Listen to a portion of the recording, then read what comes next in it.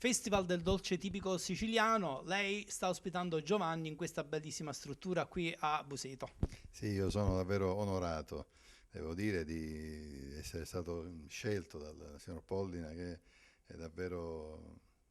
devo dire, un'autorità in questo settore, con questa sua associazione, queste sue attività davvero interessanti che veramente eh, mirano a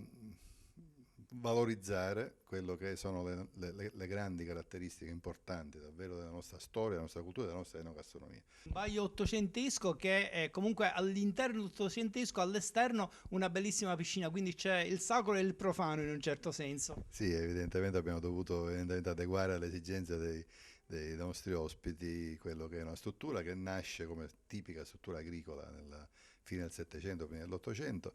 e, e che abbiamo, non avendo obiettivamente più alcuna vocazione di tipo agricolo, perché qua si faceva il vino una volta, ma adesso i vini si fanno nelle cantine con sistemi evidentemente moderni, abbiamo deciso di ristrutturarla, conservando il più possibile quello che era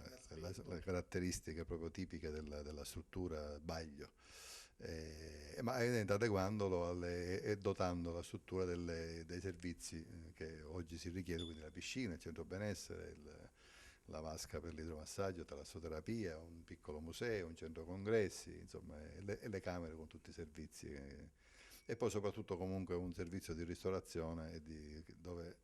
si propone la nostra storia, la nostra enogastronomia siciliana. Questa sera, a proposito di enogastronomia, diventa dolce tipico. Sì, sì, infatti i dolci sono una parte rilevantissima e importante della nostra storia gastronomica e quindi è giusto che si valorizzino questi dolci siciliani tipici.